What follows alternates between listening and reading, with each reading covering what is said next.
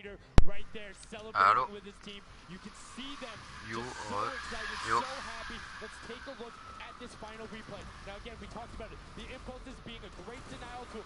Right there as the player goes down, sent back out, goes in, but misses the jump monster. He almost had the flashiest ending ever. Just kind of diving in, wrapping it all up.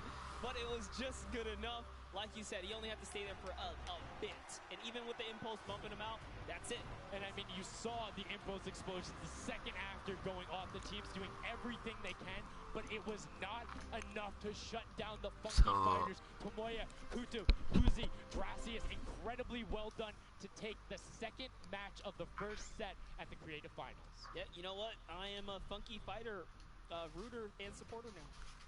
I'm rooting for them.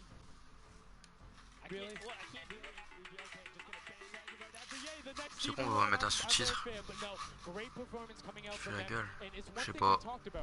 The adaptation that happens from match to match. Llama was like, oh, we're gonna stick to our game plan. That didn't work out. Yeah, it really didn't in those end game situations. They really just kind of crept up and snuck and took the entire competition. They did, and they were able to make sure that they got time in the middle when Little Whip and that team weren't able to get there. Llama Rekiko and Little Whip were going at it constantly. Funky Fresh were just able to step there. Yep, and that's just kind of how it happens. You know, now they find themselves one step closer to taking the Silver Llama for this set. Because remember, at the end of the day, these are just the games, but they have to take the entire set now. Now the pressure's on. The pressure is on, but the funky fighters have a little bit of pressure off of their shoulders because they know they got that top spot. We have Pookie standing by on the top deck with the Pooks. What do you got for us? Thank you so much, Sundown. I am down here with our second game winners here. Congratulations, guys, first off and foremost. Now, I got to talk about the moment where you guys were just sitting. You needed 1 point left to win. What was that like? I was really nervous. Like, I was just imagining, like, losing with 1 point would be terrible, so we just tried to get 1 more point and we did it. So. Je sais pas, j'ai dirais que tu t'en fous est-ce que tout à l'heure quand je parlais.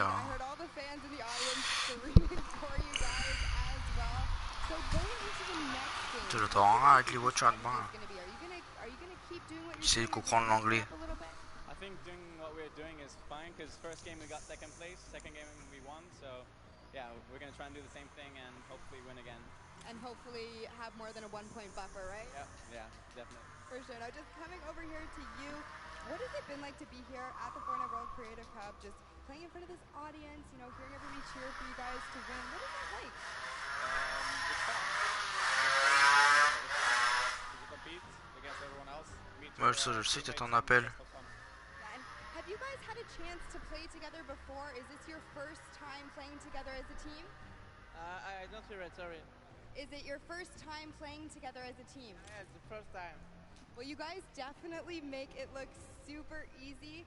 Thank you all so much for being here and talking to you. I'm going to let you get back, get your synergy back together. Sundown and Monster, back to you up at the desk. Thank you so much, Pookie. And the Funky Fresh Fighters, I mean, their game point has been solid. Second place, first place. Now, I understand why you might want to bandwagon a little bit, but I'm still going to hang out with my Llama Rekiko. But I want to talk about the changes we saw from match 1 to match 2 in terms of gameplay, and was it what you expected? Definitely not what I expected. I thought Gotawa's team was going to come out here and crush it right behind the Fish Fam, but as you can see, 2 jump sets, anything can kind of go either which way. And I mean, talk about like kind of beginner's luck or something like that. You just put a team together. They didn't practice. They're just coming out here and wiping players up. So a lot of talented players here at the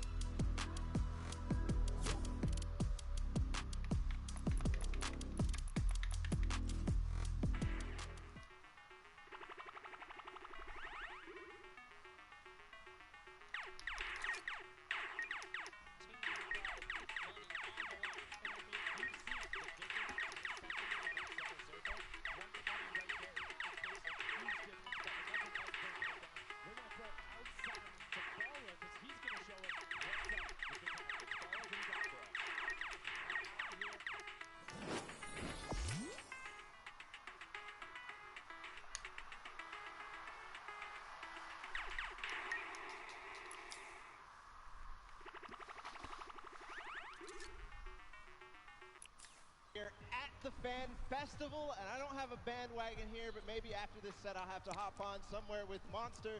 We got a ton of awesome action. I've been watching it, and I have to show you guys what went down in that first and second games. It was awesome. First off, the Llama Record Company started off with an amazing take, cohesiveness on the point. Every single time they went up here, they were going from two sides, two angles, and the sword approached at the center, but made sure that he was the most important person not to go down.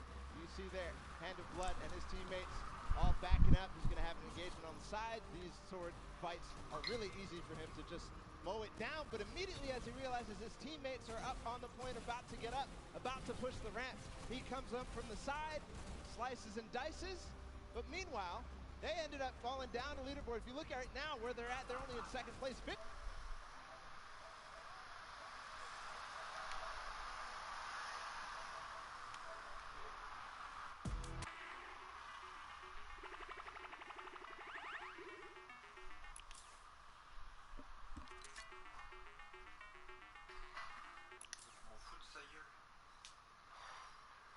point there. Guys, 2 matches down on Sky Station Showdown, 1 more to go. We'll see where Monster lands at the end of this, because I will maybe join you on that bandwagon. Guys, take it back. I mean, that's starting to get a little awful crowded, man. Real quick, you guys hopping on those bandwagons. But as you said, there is one more regular Sky Station Showdown match in this set. We will see it again later in the remix version during the Golden Games. And it's been so fun to watch the difference in players, who's able to be very strong with the Infinity Blade, how the pinches end up coming. And now in this third match, it's only going to get better from these guys. Yeah, definitely want to see some more of that kind of team work happening here. And why not just hop right into a game right now, right? Let's go see some more action here, because this last game of the set is loading in right now. Yes, and this will be the final match of this set. Set 1 after this, a Silver Llama will be awarded, and we are in the match. It's Sky Station Showdown, set 1 about to be over, and here we go. All right, gotta love those players just kind of beelining out. And don't forget, you know exactly who your neighbors are. You know who is to your left and to your right, because you can see the banners and the designs on their spawns. And a nice look at our captains right there. And right away, you can see a number of teams finding ramp paths where they're able to use their first 5 materials, next 5, sword does a double jump, boom, right to the top, chicken chase. Peu demande de qui il parle. Yeah, this is what matters right here. Is stopping the funky fighters, because clearly they have been doing some good work together as a team so far. Tomoya is off to the races here though, sent to run away. Can the Sunshine Soldiers come back? Can the Cuddle Crew make a big appearance for themselves? Because they can really shake it up here. It can go any which way depending. Really in the best place to. Yeah, so currently you will see the fact that they're able to be pushed off right there. Llama Record go putting shots down towards the spawn. You don't want to peek though, because the hunting rifles will be coming out in the shot. Just misses Carnifex right there. And he trades back down. Ninja firing it off, but gets pushed out by Raven's Revenge right there. Yeah, Carnifex having a tough time kind of listening in there. Carnifex was sniped from the side. Now we have Taldak here jumping right in from the Little Whip Warriors. He's going toe-to-toe. Ortaga's down and out. So, if I'm the Llama Record Company, and I know I've won a match, and then I did okay in the last one. They were in 4th, so they were there. They were close. Monkey Fighters have a win to 2nd place. Do you send somebody to just hard deny the Funky Fighters the entire time? You don't get the Silver Llama if you don't, right? If the Funky Fighters finish above you, they're going to be finished off. Ferme I think gueule. there's somebody to do that, though. Because it's better off to deny them than it is to push up the top. Yeah, but the problem is then, the Little Whip Warriors have been so consistent, you literally allow them to snipe the competition because you over-focus. So I think the play here is play your game, and if anything, stay away from them. Let the rest of the server do that, gritty work for you, and dominate the other side. Take that victory. There you go. I like to hear it, Monster. That's fantastic analysis. That's why we keep you around. The breakdown and making sure you challenge the initial opinion there, as the Ravens Revenge are able to get on the top and in a fantastic spot of control right now, building up a 40-point lead. Yeah, even Otaga's team is still in this. They've been doing relatively well so far. Here it is. He just kind of goes toe-to-toe, and Ninja strikes him right down. Oh, but hey, his teammate comes on in. Ravens Revenge who's that? Magma comes right up to the top, and give you guys a little fun fact about Magma. He's from Australia. He started playing in Fortnite Season 2. His favorite aspect of creative mode is actually speedrunning. Always finds new ways to kind of play the game. I mean, good on him, man. I get incredibly frustrated by that, but then watching these guys do the speed runs and how quickly they go through and how efficiently, it just reminds me why we're up here talking about it and watching them do this creative battle as Scissors cuts through the competition, goes straight up to delay and right back down. Cuddle Crew not quite able to get it. It goes up again, so right now just denying the Cuddle Crew the points, but we talked about how we want to see more from them right now, pushing into the top 3. Yes, the Cuddle Crew, come on, make a big appearance. Every game is worth so much. You, at the very least, want to be up in that top 4 contestant so that you can take a little bit more home with you. Here it is, Ninja. Disengages, actually just takes down Magma. And hey, I like the strat here. He says, you know what, I got low health, let's just get back on this respawn wagon. Doesn't even give anyone the satisfaction of stealing the siphon. I was about to say, no siphon, no materials, quick reset, knows he can get out there, was basically in his spawn anyway. That is the type of competitive edge Ninja always looks to give himself. I love that. That was like 200 IQ low-key right there. It was very well played. But back to Gotaga.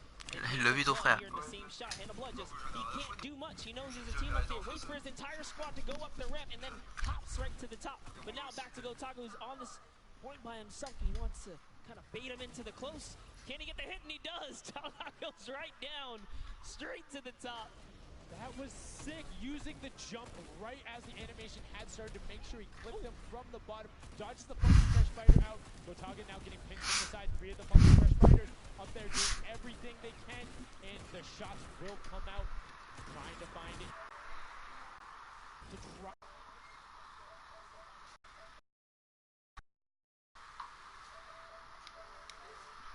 Back and forth, trying to get in there, see if he can kind of sneak in and get some extra damage. And here it is, someone's in front of him. He only needs 2 swipes. He goes down, he gets the siphon. Oh, cannot convert another, which would have kept him in the game. His teammates are here, though. We're seeing a lot more points being scored. There's a little more top-heavy this game, going towards the 10-minute mark right now, with Raven's Revenge and Llama Record go 100 points clear of the rest of the field. Unfortunately, though, the Funky Fighters have fell to the bottom of the totem pole. If they can't come up to the top, they actually are pushing themselves way out of the average running for the win of this set. So they really need a massive comeback here. But Savenos is showing why he's here with 13 eliminations already, and bye-bye, falls down. Lucky for him, no fall damage. Yeah, does reset, and that might be one of those moments where you opt for deny, and in fact, he does saying, hey, I'm at 5 HP anyway. I'll see you in a bit. I gotta respawn. Smart play for him. Sunshine Soldiers having a Je dis, spot bah for écoute, themselves papa as de well toi. right now. Bien. Not quite sure who they pushed out here, but the impulse are flying overhead. And Gotaga, they've been so good at holding the point here, and this is why they're in the #1 lead. But they don't have too much cushion to play with. No, particularly when 12 points per second on that central point. He is open. Gotaga checking the surroundings. No shots coming through. On va dire, vas-y, ferme ta gueule. Just a little counter edit to make sure that nobody is able to come up. Pour moi, il va lui traiter de tous les noms, ouais. Raining shots down towards the Little Whip Warriors. Raven's Revenge making their lives difficult this game, but up comes Ninja. RTA goes down, Chappie goes down, Ninja gets a slam. Gotaga, will he be able to find the last hit? Ninja intelligently backs away and strafes it out. Teammate picks that one up, and they get control. Yeah, I love how he played that, stepping and sidestepping so that he can just stay alive, because it doesn't matter if your team successfully wipes a point. If you don't have your captain there to seal the deal for the points afterwards, then you cannot earn anything from it. Here comes Gotaga. He's thrown himself into the fire, straight into the point there, and he gets taken out.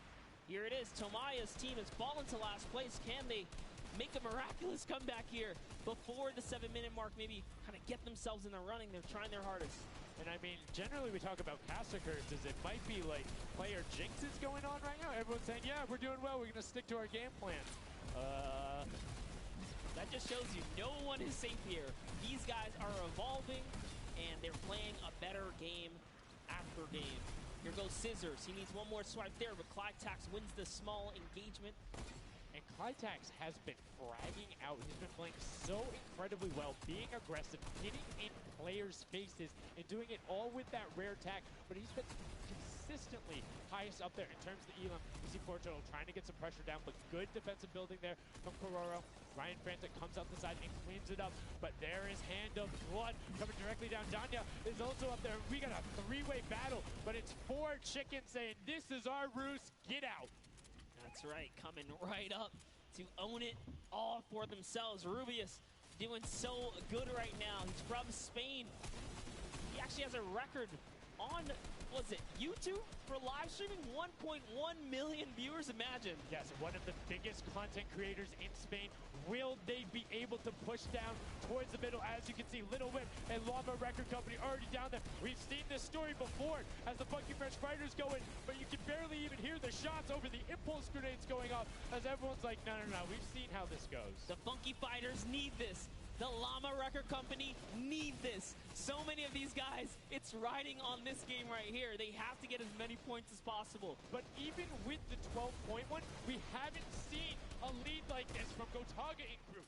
They are nearly 300 points clear of the next team. Nobody else is contesting there. The Cuddle Crew has now been able to catch up a little bit, but they both just established control in their top zones, and Cuddle Crew won't pass Raven's Revenge by just sticking with 3 points. They're in a fantastic spot to win this match. Yeah, they've actually been very consistent as well, right? They've been doing okay in that top 4, just doing a pretty good job at staying relevant after all of these rounds. So if Gotaga's team takes this, we actually don't know who can take the set right now. It's actually that close right here. Little Whip Warriors have kind of fallen down a bit here, but Funky Fighters clearly in last place is not good. And now, right now, you can see Tomoya coming in, doing everything he can to knock it down. Carnifex challenging as best he can, and Lachlan is just hanging out inside the cone. Lachlan's doing a great job here. He's just kind of hiding, loving the low profile kind of position and take here on the point. He goes hidden, but hey, he has to come out now and defend themselves. It's 3 chickens who surround him and take down that Cuddle Bear. Oh, man. They're supposed to be the tender defenders, but that was a whole bunch of aggression coming out from them there as they now immediately look and start to take shots. And the Ravens Revenge have now finally been unseated from their 3-point game. So a little bit of room to start for the catch-up, but it is utter chaos in point D as Tomoya gets taken down, and the Funky Fighters are still in 8th place. There's still 55,000 minimal on this game alone here. You want to win this one. Ravens Revenge, can they hold it? Or will Cuddle Crew find themselves a big piece of the pie here? Because we're in New York City, you know, you got to make pizza references. That's how we're doing it. Here comes Gotaga kind of hopping on overhead. And all right, he wants more points. He's hungry for it. It's unfortunate they're just clipping off the side as Magma goes down, sitting on 23 eliminations right now. And Gotaga doing his best to find where they want to go up, waiting for his team, but knowing that time is running short since that middle hill is still open and being constantly contested. But the Cuddle Crew are catching up with their steady 3-point game. But now Gotaga goes up right around the back, able to pick up the elim, and control is rested. This is scary because the Cuddle Crew is also getting points right now. So yes, they're getting a lead, but the Cuddle Crew is keeping up, keeping it very close. They're keeping it very close.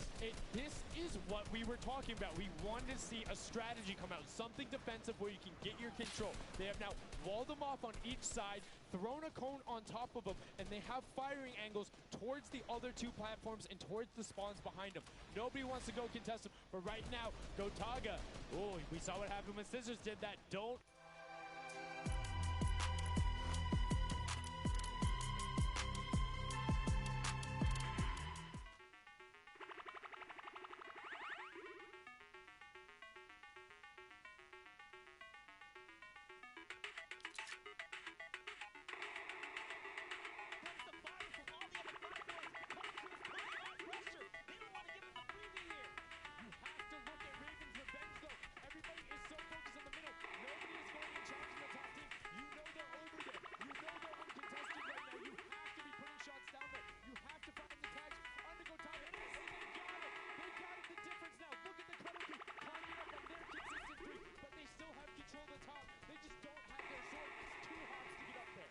That's right, and now Lachlan can just sit here. He can just hang out, earn these points.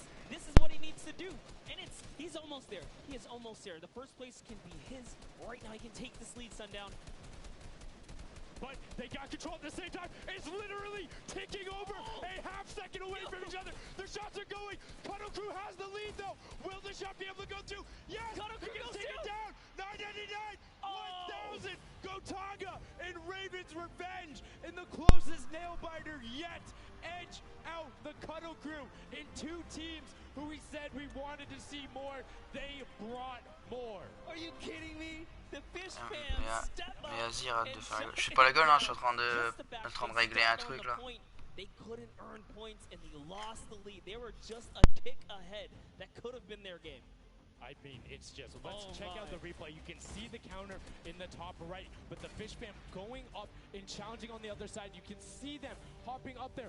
No one was at the Ravens' revenge as soon as they were there, and the celebration too. You have to be excited when you see that victory royale screen pop up when you're up there. I mean, what's it like to win a game on that stage? I have no idea. Those guys do, though. We you know, at some point before the day's over, we really got to recap the other point of a point of view there, because they had it. They were one tick ahead. They were there, knocking on the door, 55,000 away from bonus prize on top of this entire competition. It was right there. And it got taken away, and this is why I love Sky Station Showdown. The clutch little moments, the interactions that happen, very similar to Battle Royale, where every single thing that is happening on the map can affect the overall end result of the game. Je regarde la diffusion du live Ravens Revenge, de la World Cup. Gotaga, the competitive veteran, able to clutch it up in the final moments. Magma, Arthur, and Chappie as well. Just a great performance out of them, taking the top spot in the final match of the first set.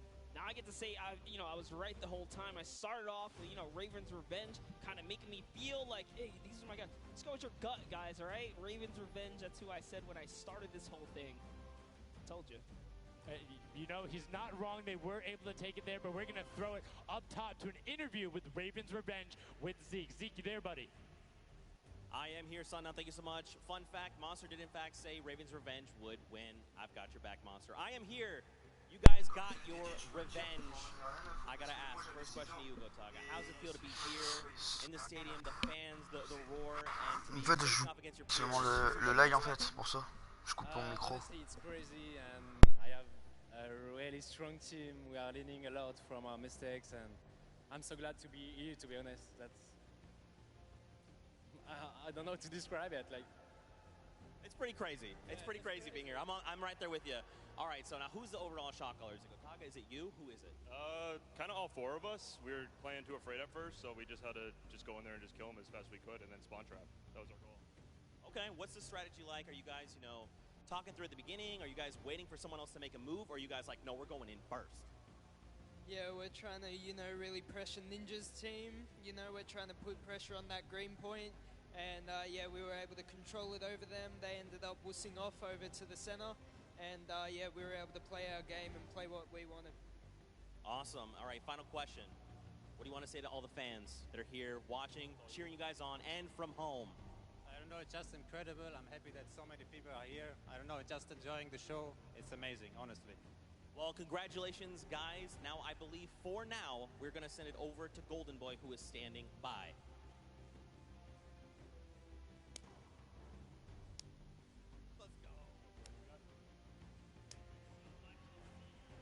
Going on there, and now what we're doing right now, hanging out as they walk back over, just brilliantly done there from RTA, Magma, Chappie, Gotaga. The teamwork from them was just on point. You talked about it, all four strong players from Gotaga, and they're happy with the final result, and that puts them immediately into contention because it's cumulative prize point to find out who will take that first silver llama and kind of get a leg up for the rest of the creative final. I actually want to touch on something that, was kind of interesting. He called Ninja's capture point the green point. These guys are like that focused here. He's like, okay, we know who's kind of farming which ones. And they're shutting players down, shutting down their competition so that they can take these sets. Well, that's the next step, right? As soon as you're immediately in there, and that's the big part for Sky Station that I enjoy, is you have the ability to see where the other opponents are in relation to you for score. So if you want to go and try and make somebody's life difficult, you might not be maximizing your points, but you can effectively help your team the most by just denying the other guys and being like, hey, you don't get to play this. And occasionally, if you put enough pressure on them, maybe they default to rotating the other way. Maybe they go somewhere longer. Maybe they have to wait and only pushes forward. All of those are advantages you can get by just putting pressure on another team. And there's so many different layers, and I think when we see the remix for this, it's going to get even more exciting. Yeah, don't forget, guys, here and at home, there's a remix version. We have some nice twisted surprise that we will see unfold as the day goes on. That was just our first iteration of this round, and honestly, it was a great set. But that just leaves us with the question, too. The Funky Fighters, they had an amazing opening, right? Second place is great. You get big prize bonus for that. You win game 2, and then you kind of flop game 3. Depending on where they went, their average might have really been anchored down. Yeah, that ends up being really harmful, but luckily there, if you're in the 4th to 8th range, there's no additional, I don't want to say penalty, because they're all getting $10,000 for the match of itself. So there's just no additional gain after that fact. You're still able to stay par. So 4th would have been just as bad, but 8th, you're kind of looking like, oh, that'll really bring down the average. It's not the worst case scenario going on there. So they should still be at least in the running, but you can't be comfortable. No. Like, not at all.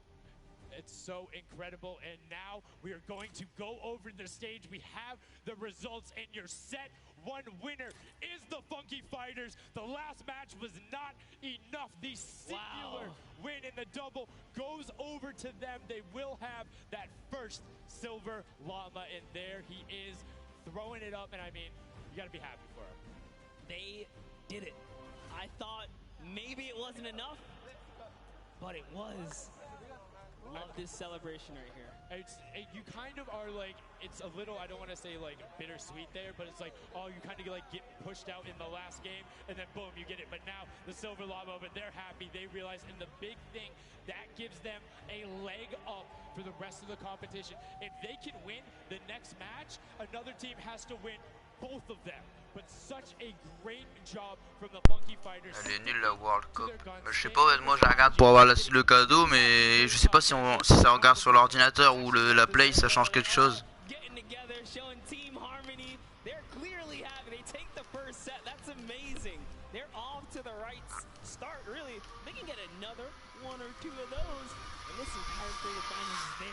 Well, and again, we talked with Tomoya beforehand, and he was like, yeah, we're...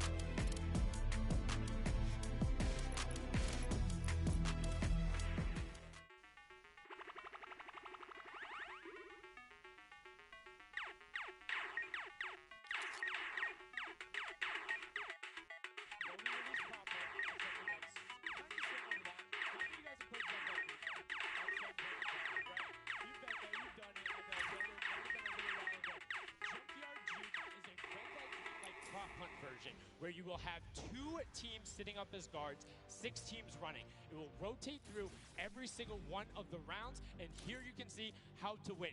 You have to dodge those guards, sprint into the center, and incinerate yourself in order to get those points. There are 4 rounds per match, Monster, and how do they score? Yeah, but also, before we get there, you only get to be guard once, and while you're guard, you do not accumulate points. But yes, the points come in through the props themselves, so when you are on the prop side, you want to choose small, medium, or large objects and try and get it to the incinerator under the guard tower. So it's actually really difficult, and like you said, it's a hybrid. It's a red light, green light, / prop hunt style. This is a pretty tough game mode. We played a fair amount of it. I got my hands on it. This is actually a lot harder than it kind of sounds. So it's something. Normalement, on gagne des revêtements, tout ça, des cadeaux quoi. Des revêtements, des aérosols. Là, j'ai encore rien gagné. Non, je regarde la World Cup, c'est pour ça que je joue pas. Je jouerai après peut-être, je suis pas sûr. Pas j'ai tellement à faire à manger là. There's tons of different things. Let's check out the format and see what these guys, how they're going to go through, what the map looks like, and really get an idea of how the game is played.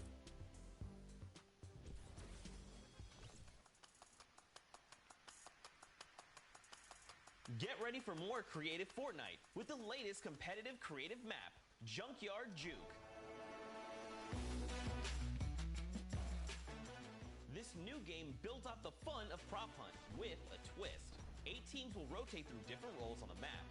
6 teams will transform into props and attempt to make it into the center of the map, while 2 teams of guards try to keep them away.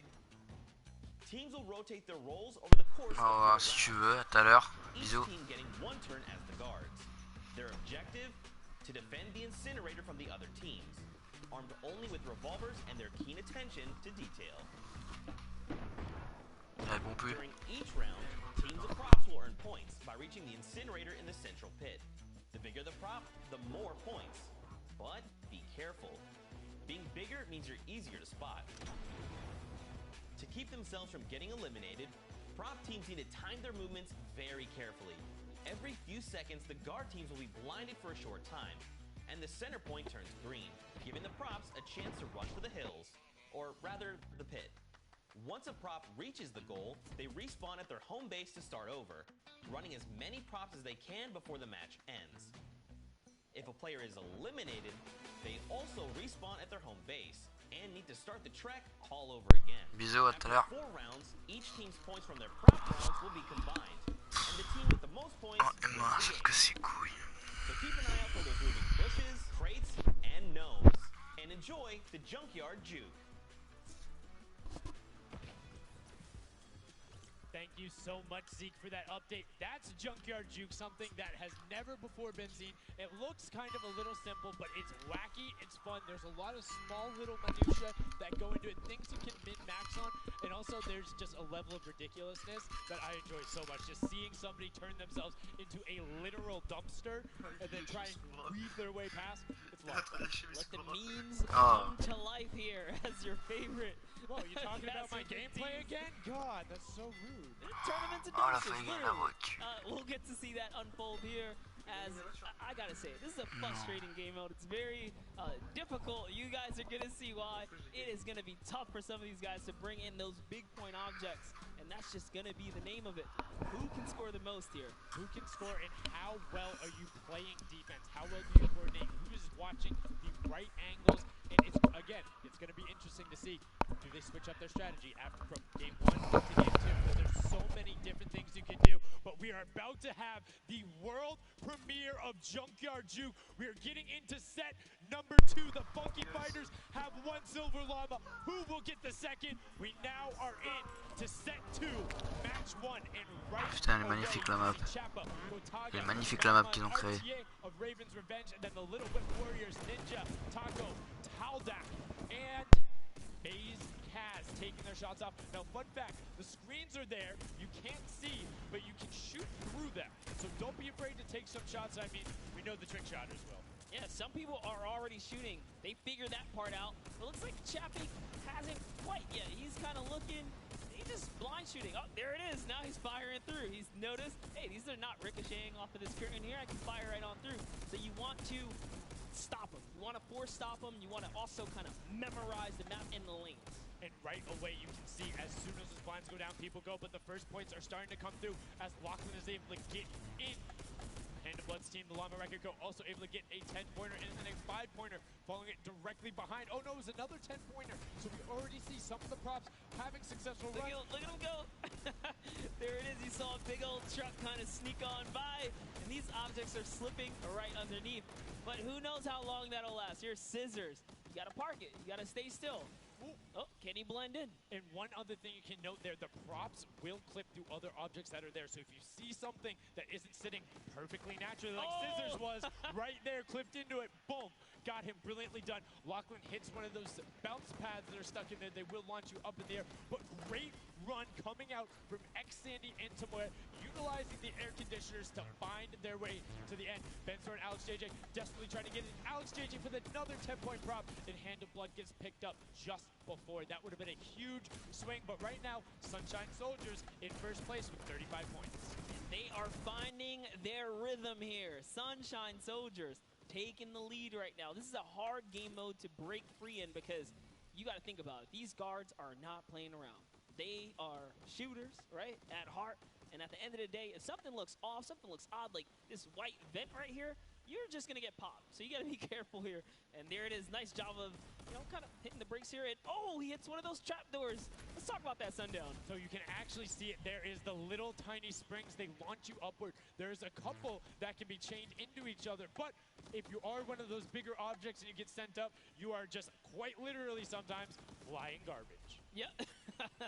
But, you know, it would be too easy if we didn't lay traps around, right? So, you know, got to kind of spice it up for the people that are turned into props, too. So you can also, actually, the people who can turn into props, there's one pathway where you can chain two of them together. So if you can get there, you almost land directly in front of it. So as long as you time it correctly, you can like use them slightly to your advantage, but most of the time they're a little bit more annoying. And boom, you can see that rusted truck going in. And now the funky fighters pulling out another lead, 60 points so far. And this is something important to note, guys. You have to get it into the incinerator, fully processed before the timer counts down, or else your point will not be processed. Which is a big thing on the min-maxing. What we mean by that is maximizing your efficiency. So if you were to get the most points possible, you run only 10 points the entire time, not only because they're worth more, but they take less time to sort because they're the first one that goes through. The two-point props are able to run, I don't want to say relatively easier, but much easier compared to a dumpster and a card, particularly because you have cover. With that being said, take about an extra 3 to 4 seconds to sort, so it makes it that much less efficient, plus being only 20% of the point value. That's right, so Clytax there has chosen a big object.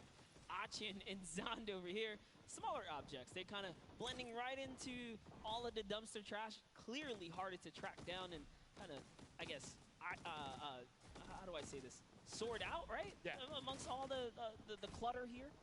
Exactly. You want things that don't stick out, or you want to find a path for an object that you can take all the time. So you notice how there's a section where there's like 4 or 5 rusted cars. Grab a rusted car and go park yourself with those, because yes, the guy knows, oh, there's a bunch of rusted cars there. Screen goes back up. Oh, there's still a bunch of rusted cars there. I'm good. Next thing you know, the prop walks his way up. You can also, as you're running, block rotation. So if you hit your crouch button, whatever you had that bound to, whether you're playing on controller, iPad, PC, all of them end up completely stopping. So it will set you totally naturally, just like what you would see. And this is also those moments, right, when you're in the guard. Oh, someone spotted there, popped him. Tomoya, nice job seeing something out of the ordinary. But notice, he gets an elimination on the object. You don't earn points for that. So it's just your job to stop everyone from getting any kind of points, so don't break away with the lead. When you're in the guard tower, you can't allow other people to score, and you're not scoring. Which can end up being very interesting if the team in the lead, which generally happens because you have 3 chances to score, is shooting last round. Right? Because then it's all about how good are your pressure. And one other thing you can see, starting to fire through the screens, very well done for them, picking up an elim there. But right now, Kadoku already wresting the lead away. All 3 of them sitting there at 60, but they're 5-point processes, and it goes through. Coucou El Fuego. Désolé, je parle pas parce que j'ai regardé le live de la Coupe du Monde. Ah, t'as vu, lui, il a une botte, non? Just break away even closer to taking lead, and the Chicken Champions can't J'ai fait exprès. I love that from Clytax. Right away, hides himself behind the box, and you see his hands. He's like, please, please, make sure it's not there. And then, boom, gets the point, gets a nice little selfie going in. And you can see all of them getting sorted there. Another way, I'm all about the min-maxing. Point your camera towards the end. You go just a little bit faster. Sundown pulling out the strats here. The question is, can our competitors figure it out fast enough with their limited amount of games here? But 20 seconds on the clock. Can he get this in time?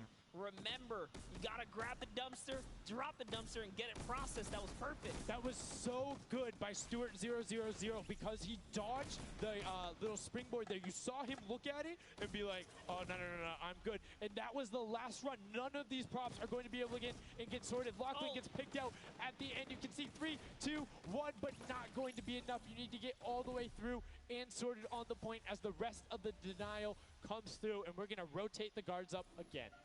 Yes, so we will have some new guards take their place. This is honestly Chicken Champions' opportunity to start scoring some points and hopefully close up the gap here. The Sunshine Soldiers are now at the bottom layer of the guard tower, and the Fish Fam are at the top. So it is time to kind of mix it up. My eyes are on the Funky Fighters right now. They are doing great. They're very close, and on top of that, they're the team with the Silver Llama. Yep. As we've talked about, they are so incredibly close, doing everything they can to push towards the top. And you can see they got a lot of elims, too, in the round where they were playing defense. So not a ton of scoring going past them, only 35 points off the pace. But what I'm shocked about right now is there is nobody running 2-point props at all. Zero. Tamori is a genius. He was already spotted out for the statue. He kind of hit over to the side and said, you know what, I kind of got to wait here. I can't park this statue out in the open. He's going to be hunting for me. And that's exactly what he does. Kind of sits it over on the side there. And that's how he earns himself another point. So they're actually playing very, very smart here. And that's why they've been doing so good at these competitions. I think the guards need to be slightly more aggressive. There's is unlimited ammunition. You can't run out. Oh. If you think something is suspicious, or if you just want to take a shot at it, shoot your shot. Yeah.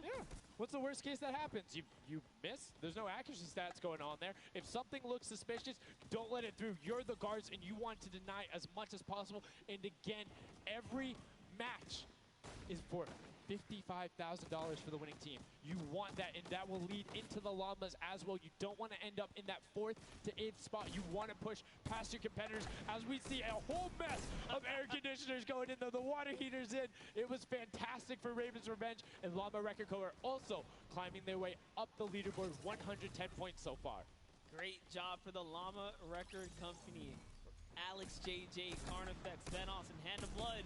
This team is doing great right here as they seemingly inch their way to the top somehow, overtaking the Cuddle crew, which, by the way, Lackland's team has been showing up here. It's good to see them, catch a little bit of domination here in this junkyard juke. Well, like we said, the creative finals is all about celebrating the different types of creative skills. There's different ways to express that. We have the World Run where it's there. We saw Sky Station Showdown, which shows off building in team tactics. And right now, Prop Hunt is all about min-maxing efficiency, working together, and hitting your shots. Yeah, absolutely, because when you're in that guard tower, you don't have opportunity to miss. You let them score, they're going to break free and break away with the lead. Here's a look at Svenos here, who's that bullseye, just kind of blending right in. The archery target, there's a lot of them out there, but you need to be careful because they're slightly harder. And come on. Uh-oh. Really? He's floating up Really? there. You can see kind of like the look on his face. He's like, there's no way this works. And one other thing to talk about is orientation of your prop. So you notice he actually swapped his camera and pointed in the other direction. Oh. Unfortunately, was clipping into the trash bag there. But if you're running forward, your prop faces backwards. So you need to run and then turn, settle yourself. That's the best way. Or you orient yourself around the stuff that's near you. Because if you're facing in a totally random direction, that'll earn a bullet in most circumstances. I love how aggressive they were at the final moments. The clock was You gotta go. Yeah, the clock was ticking. They're like, you know what, we gotta get in here. But that was round 3 of 4 for this first game right here. And, it's kind of going either which way. So if you've already had your shot at the guard tower, you're safe. You're good. You can keep getting points. But if this is your last opportunity, you're in a guard tower, that's all the points you got. That's it. They have to hold strong. So this is where it really comes into mind who is running, who is in the tower, and what does the scoreboard look like. So right now we can see right away Llama Record Co. is up there, and I believe it's with, I didn't see who that other team was. When we pan back over, we'll call that out. But Llama Record Co. is in first right now, and I think Cuddle Crew is with them as well. So it's typical that the top 2 would be up there, and it is. The top 2 teams are in the guard tower. So right now, everyone needs to unseat them. Otherwise, they will take this first match of set 2. I'll be honest with you, it's a pretty big lead. That's a substantial lead.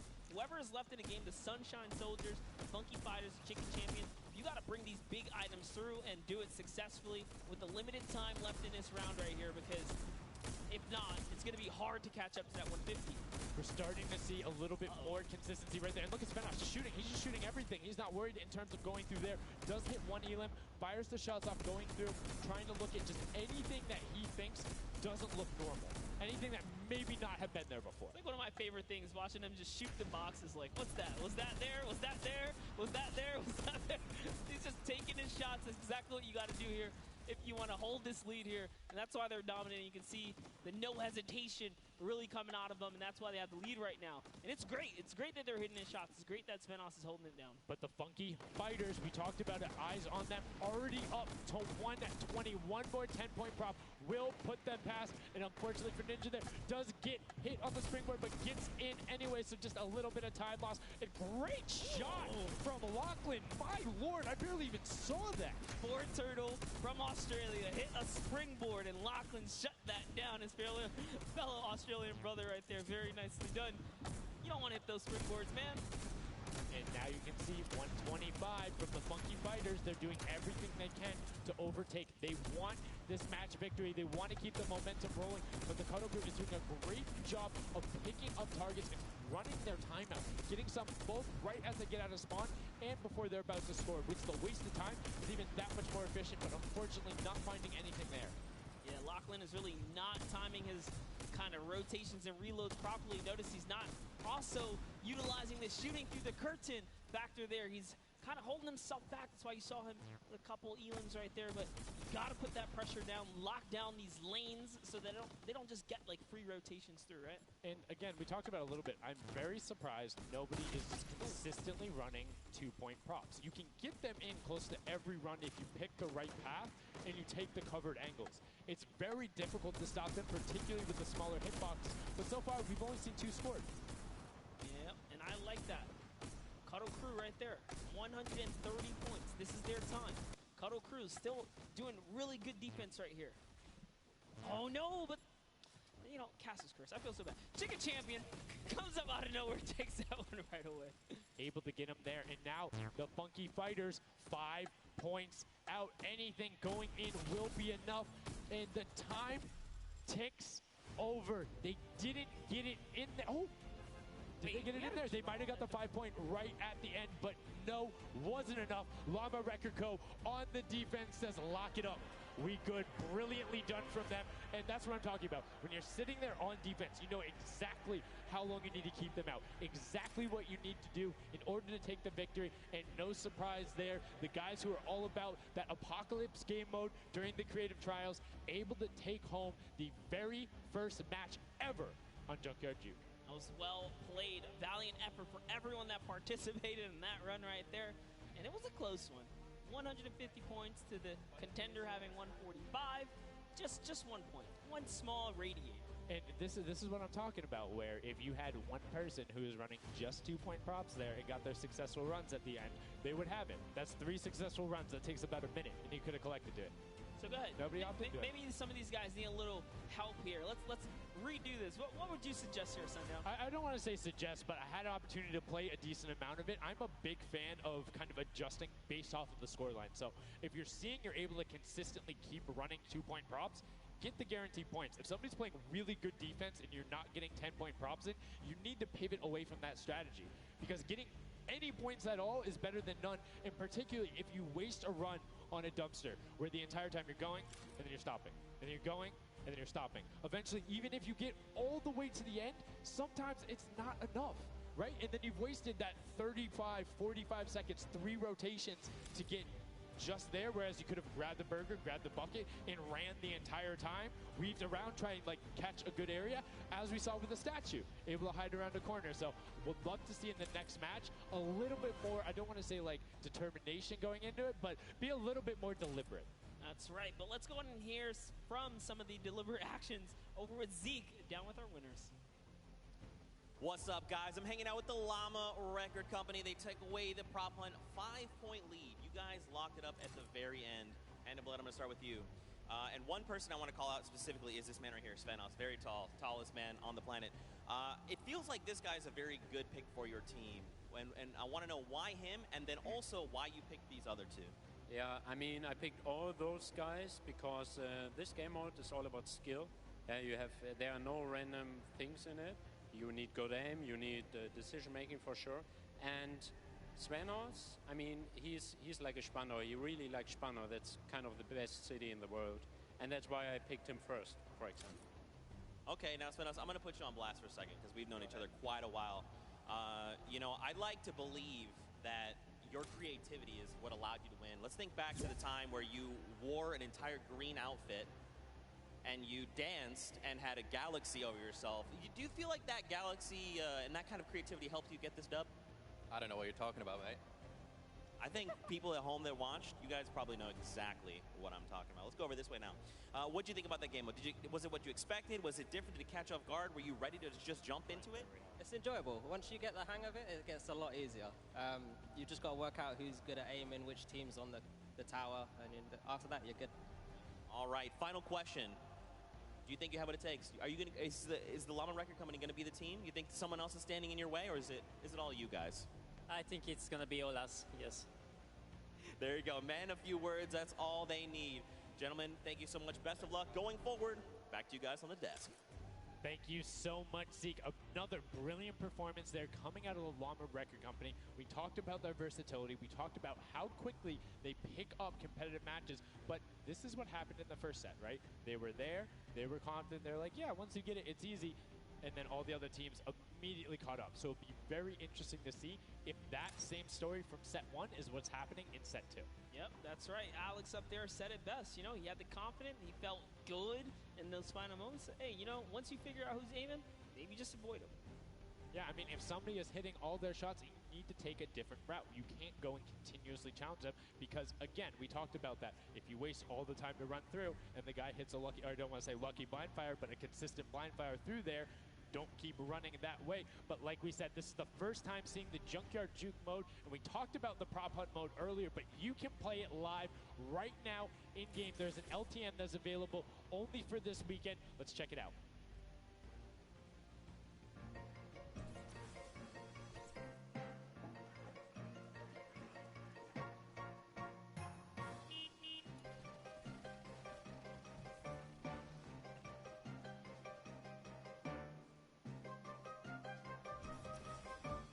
Like we said, you can check that out live in client. It's an LTM that is available only for this weekend. And Monster, have you had a chance to play prop hunt? Well, all week long now, I finally really got to experience the prop hunt. And before this, I kind of heard you guys talk about it. I was like, is that something I want to try out? But no, it honestly was very fun. There's so many just fun moments, but the ability to then push it to a competitive level, these guys are doing great. But we're now going to get into match 2 of set 2. The second time you will have seen Junkyard Juke, and let's see who is able to push on. The match is about to start. Here we go. The creative finals at the Fortnite World Cup. Set 2, match 2 of Junkyard Juke.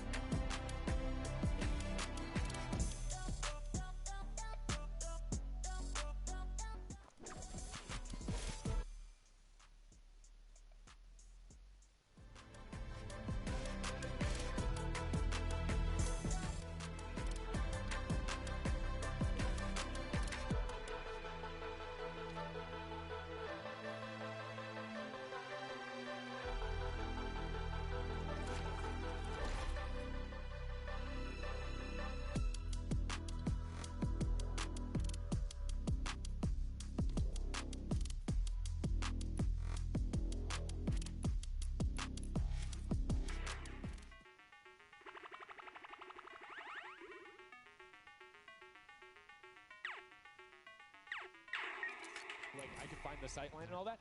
With that being said, if you can get in the guard tower early and you do incredibly well, it gives you the bonus. You know how many points you need to get. You know how consistent and fast you can run. And right now we're seeing a lot more 5-point props than last round. People consistently trying to get those in, recognizing, hey, they're a little bit quicker. People are finding their angles now. But as I say that, Achi with the Sunshine Soldiers gets in that truck. 10 points going over to them, and 15 actually, as a 5-pointer got sorted right at the same time. That was perfect, yeah. And the Sunshine Soldiers had a great last run. Achin and his crew really pulled it together. They were at the top for a while there, but in those final moments, we saw the Chicken Champions take away and kind of break away. And now look, no surprise, Chicken Champs, they're feeling it. They found their rhythm towards the end of the last one. If they carry that over, this is going to be a close one. Yeah, and you can see Carnifex hits the jump pad twice over there, doing everything he can to not get hit, and he doesn't get the teddy bear in. Ooh. 10 points going through, and Clytex gets picked right at the edge. Right through the curtain. Taco was like, you know what? I'm going to check the close area. Look at how Chappie's doing it as well. He's actually eliminated 9 props so far, so he is really firing away here, trying to see if anyone's trying to make a mad dash while the curtains are up, and Sandy gets caught right there.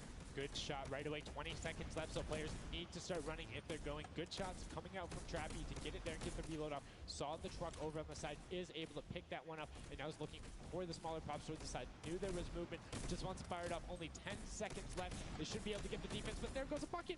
Look at it. Oh, the cactus. those are hard to hit. Was able to pick it up just at the last second. Good attempt from Kutu, and you can see the points already coming across. Players so far sticking to their game plan, 5 and 10 point props all the way. That is the way to go. Inch your way up and over to that victory there. But that was just the first round of 4 here. Round 2 is going to begin. What's going to happen now is, again, the guard tower is going to mix up. We're going to see new players in the guard tower, and then the other players that were previously in the guard tower back on the prop hunt floor. Yes, you get 1 round in the guard tower, 3 rounds of running as the props, and you can see right away now you have the funky fighters up top, and the shots go out as soon as the blinds go down, not letting anything happen as the props march their way out of spawn.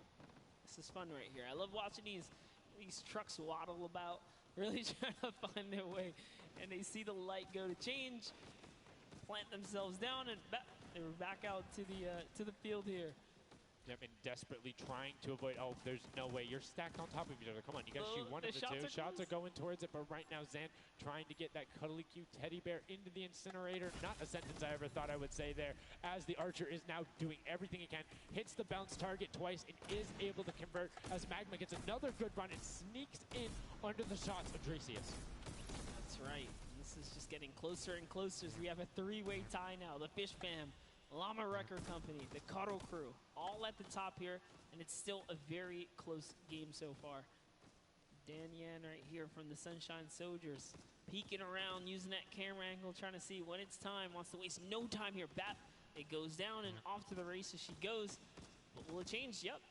Actually, stops early too. Says, you know what, I'm going to play it safe. I'm going to stop before the curtain comes up.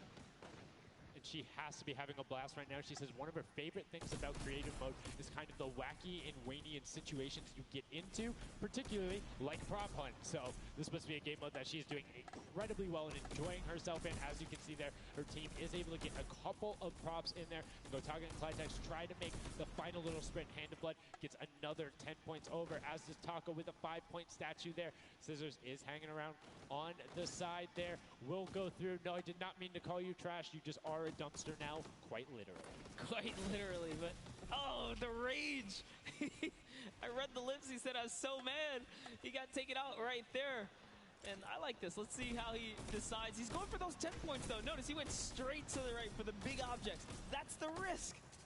That's what it was about. That's what happens. You need to be careful, not only of the fact you're bigger, easier to see while you're moving, but you need to find a blank space in order to set down. Can't be clipping into anything else with 45 seconds remaining in round 2. And you can see Svetos a minute before the guard looked at him and he's like, I don't, nah, I'm out. Right there. And right now, relatively top heavy.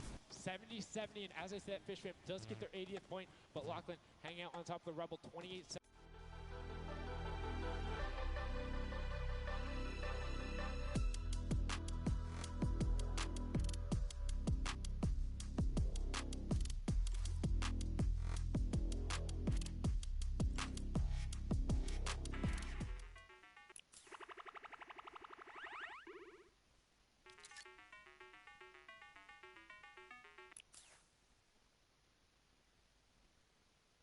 To that exit.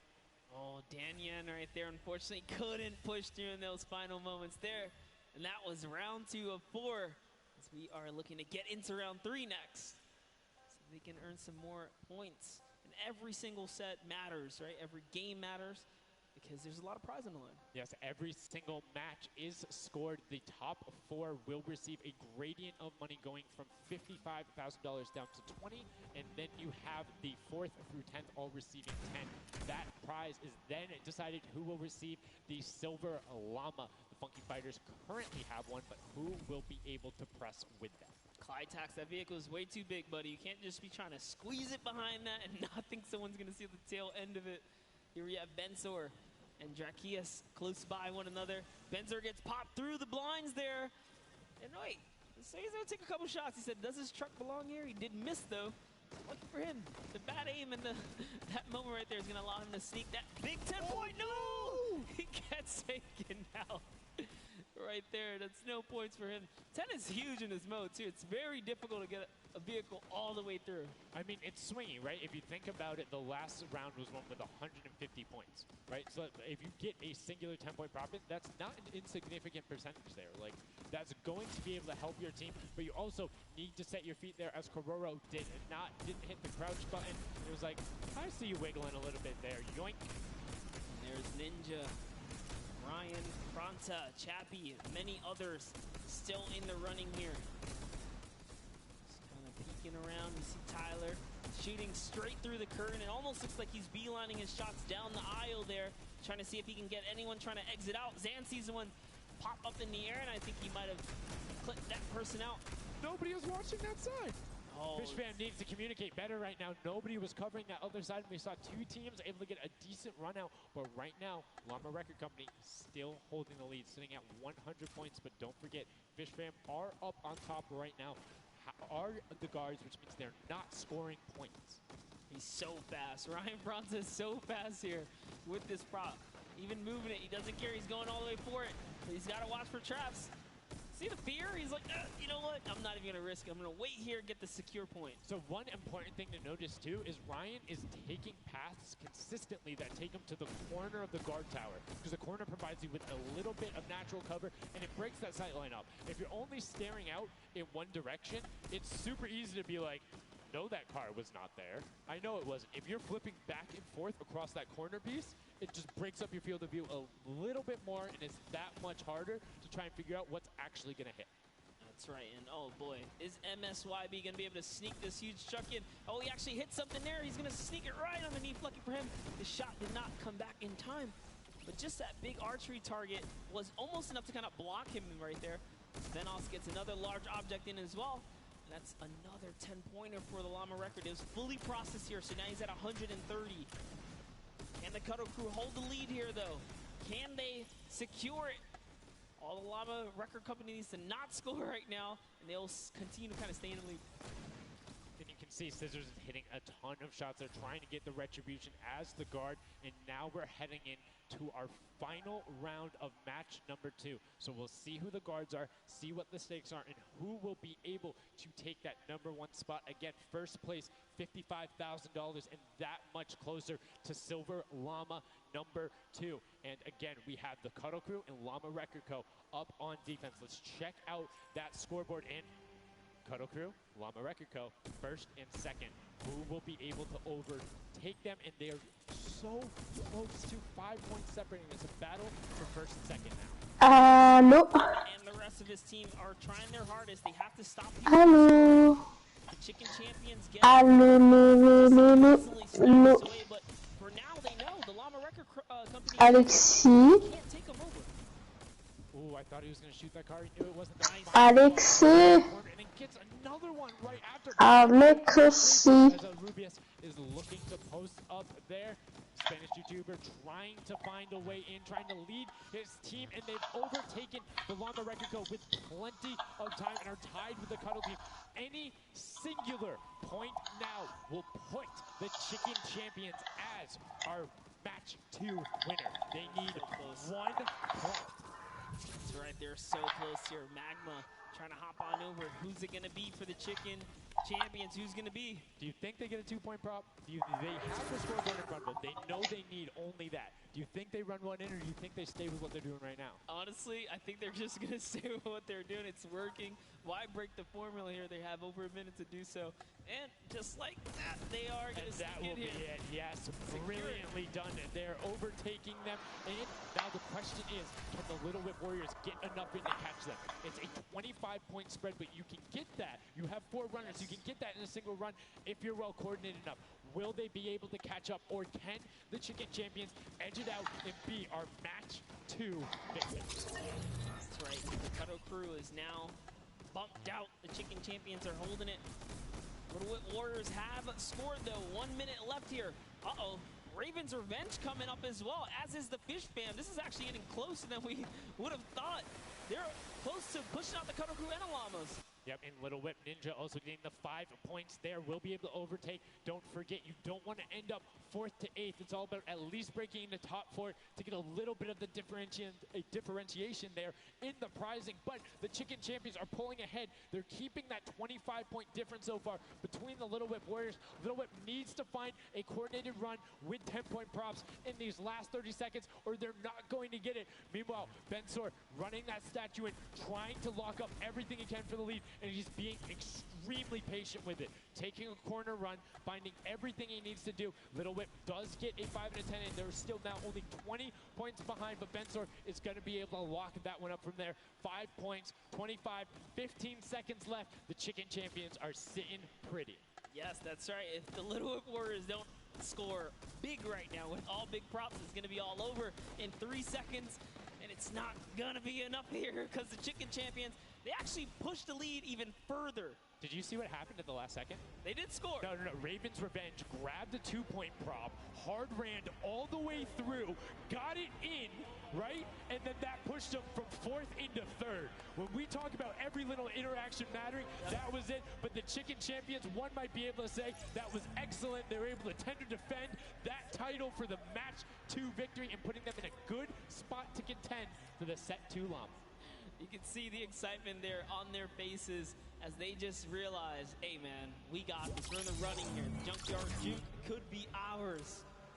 And you can see they're still talking gameplay right now. Like, they want to know, what can we do more? That play you did right there was awesome, but they want the next one because there's 3 matches for each one of the sets, and a win there would put them in a fantastic spot to get the 2nd Silver Llama. You need that in order to be in contention, and if they're able to split it up away and deny it from the Funky Fighters, the field's wide open. Yes, it's not over yet. That's just another team who takes a victory here, making it that much closer of a running so far. And we saw the Ravens Revenge kind of sneak up too.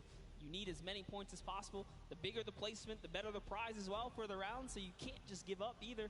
You got to push it all the way to the final moment. And hey, hats off to whoever's call that was on Ravens Revenge. That was a brilliant decision, showing exactly why you were able to qualify for the Fortnite World Cup Creative Finals, why you're playing on that stage.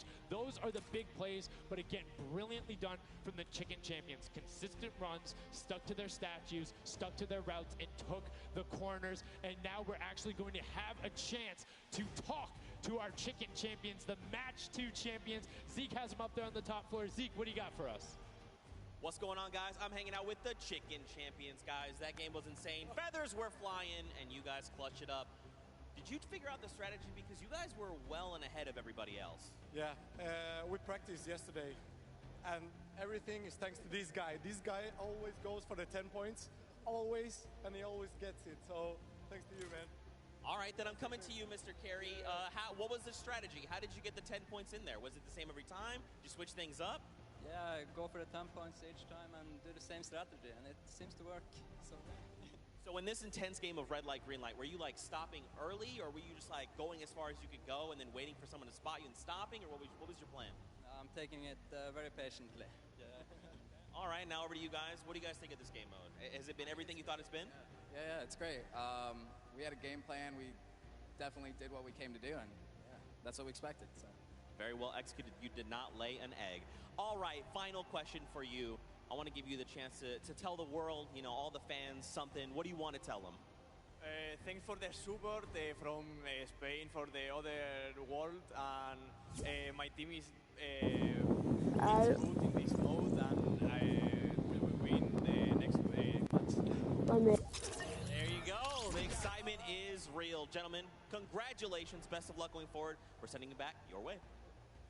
Brilliantly done there from the Chicken Champions. Thank you so much, Zeke.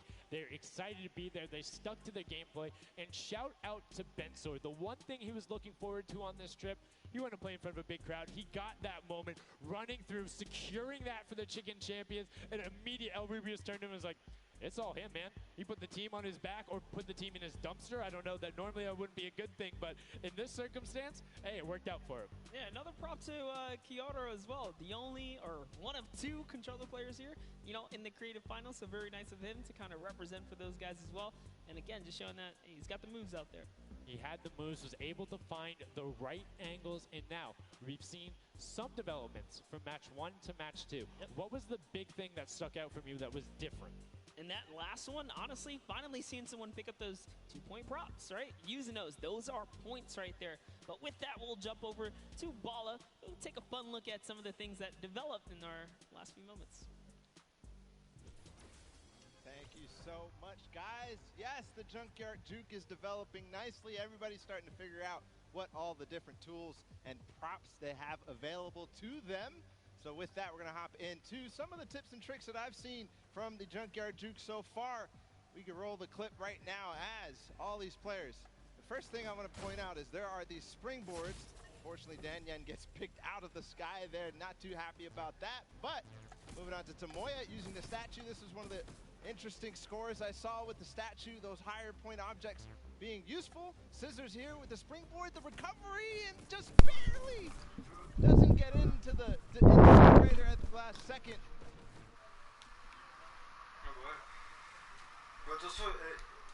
Some run towards there, looking like the scene out of everybody, you know, crossing the street at the same time. Here's Tracius hitting some amazing shots through the black. And then he just continues shooting, just hoping that he can get a shot. This is trop. doing the same thing, but then also synchronizing. C'est vrai, ça me dit quelque chose, Mad Gaming. Finally. Ça me dit quelque chose, ouais, ça me rappelle. Désolé, je suis en train de faire des trucs en même temps. Je vais pas gagner de récompense. Bizarre. C'est bizarre.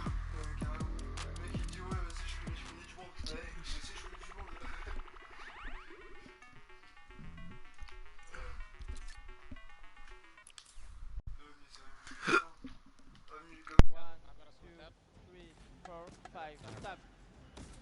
Oh, they kill me. If they don't kill me, I score 10. Don't 1, 2, 3, I got 5, I got 5. I got 10. No! He killed me! Oh.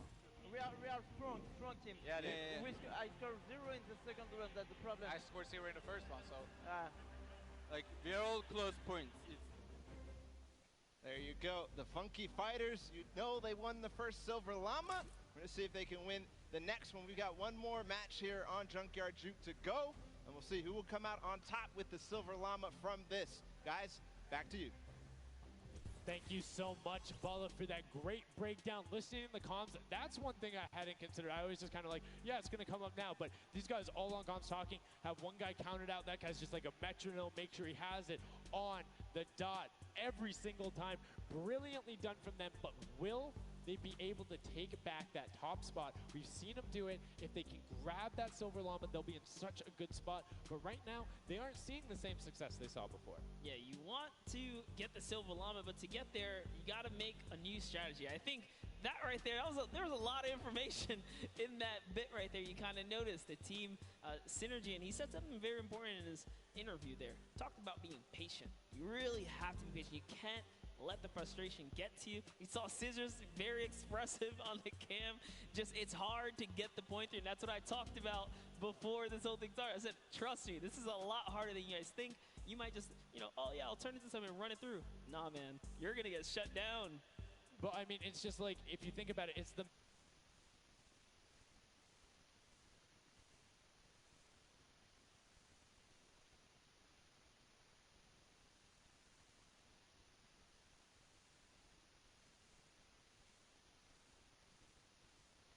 fantastic, awesome, event-specific merch starting here, right now, today on the 26th. You can also get it on retailrow.com.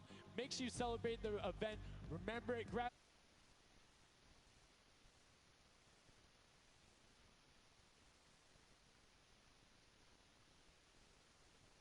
Here, rocking that new swag.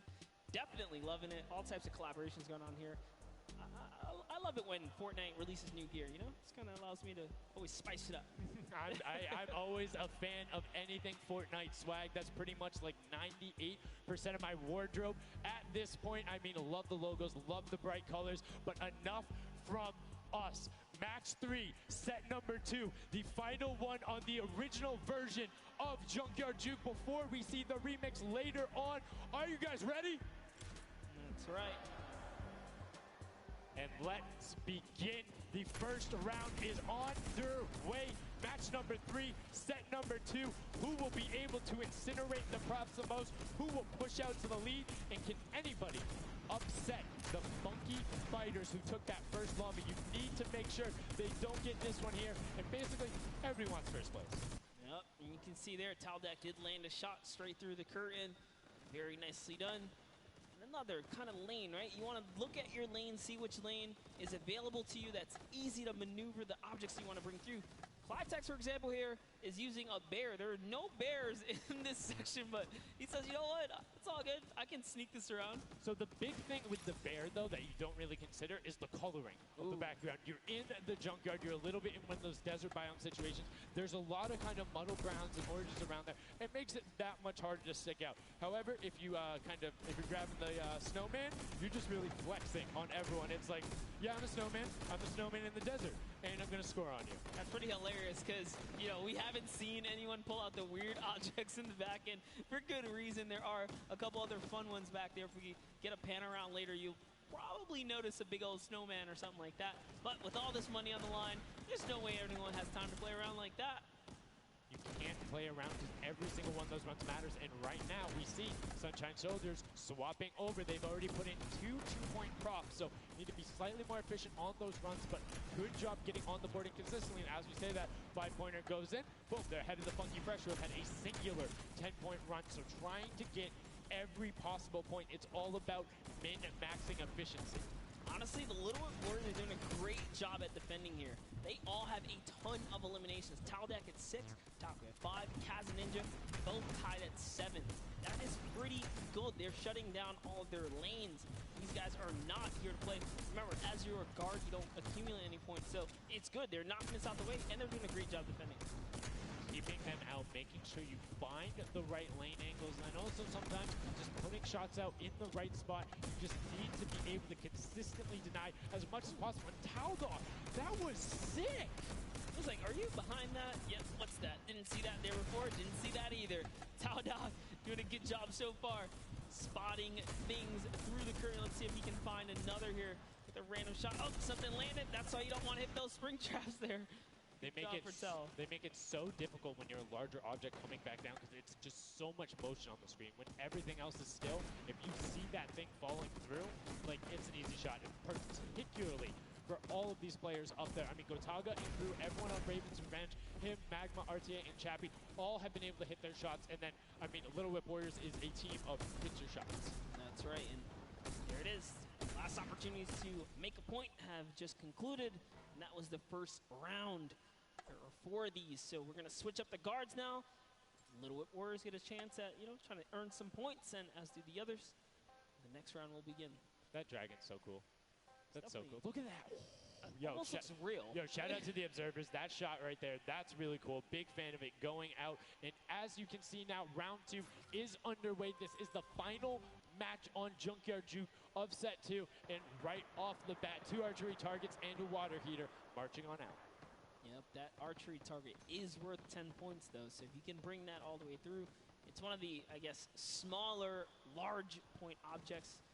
Magma doesn't even care. He's impatient. He saw the blinds open up. He just kept going. Savenoff did pump the brakes, though. Even right here, notice, stops very early. He's just trying to blend in and get as many points as possible right here. Ooh. Did get picked up. It might have been the book there. That's the one thing that you need to note that makes it very difficult about the bullseye or the archery target is the fact that because it has those placed legs, you have to be deliberate about where you're setting down. Otherwise, you're right, like, boom, right there. That book would be a giveaway if somebody decided to look down and double check that box. But there's 6 other boxes around, so relatively safe. Good path chosen there from Tyler, and opts to stop and being, you know, a little bit of patient. And might have cost him there. I think he would have had it if he had just go full send, and I think he thinks so too. Yo, it makes me laugh to see him scratch his head, his jaw drops like, oh, being so close and not making it through is so unfortunate. Taldak is going to find a little bit of success there as the Suezo, and you saw Alex J for a bit, is very close to scoring as well. Here's Zan from the Fish Fam, representing, hugging really close to that cactus. So long as he's not pushing through it, yeah, he is going to be able to sneak on out. He kind of hiccups there. He's going to go all the way. He doesn't care if the curtain comes down. He sneaks right underneath Tamoya and his team up top. Funky Fighters are at 35 points now in the guard tower. They can't earn anymore. And that was a great run there by Zandy Knight. You see Svenos waiting for the blinds to go down, making sure he can find an angle, and then pushing in towards. Needs to be careful of that spring right there, but doesn't matter. Gets picked up anyway as he's like, hey, there wasn't a card there before.